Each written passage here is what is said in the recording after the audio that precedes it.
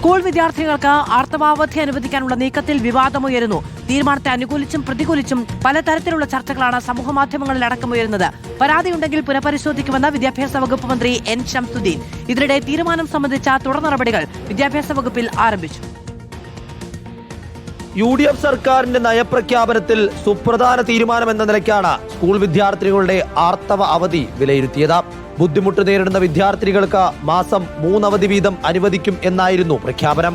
എന്നാൽ പ്രഖ്യാപനത്തിന് പിന്നാലെ തീരുമാനത്തെ അനുകൂലിച്ചും പ്രതികൂലിച്ചും പലതരം ചർച്ചകളാണ് ഉയർന്നു വരുന്നത്. തീരുമാനം പെൺകുട്ടികളുടെ കർമ്മശേഷിയെ പരിമിതപ്പെടുത്തുമെന്നും അവധികൾ ദുരുപയോഗം ചെയ്യപ്പെടുമെന്നുമാണ് ആക്ഷേപം. പ്രഖ്യാപനത്തോട് ആദ്യം യോജിക്കാനായില്ലെന്നും ആശങ്കകൾ മുഖ്യമന്ത്രിയുടെ ശ്രദ്ധയിൽപ്പെടുത്തുമെന്നും ഉമാ തോമസ് MLA പറഞ്ഞു.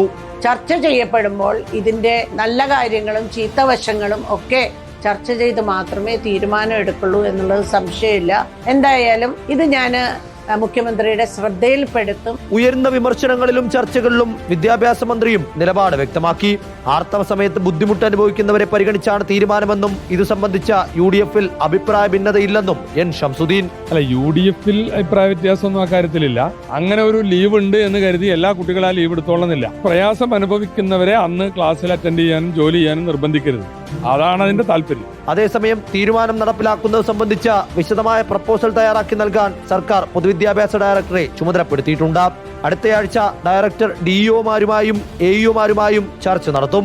വിദ്യാർത്ഥികളിൽ നിന്നും അധ്യാപകരിൽ നിന്നും രക്ഷകർത്താക്കളിൽ നിന്നും അഭിപ്രായം ശേഖരിച്ച ശേഷമാകും ഡയറക്ടർ സർക്കാരിന് പ്രപ്പോസൽ സമർപ്പിക്കുക. റിപ്പോർട്ടർ, തിരുവനന്തപുരം.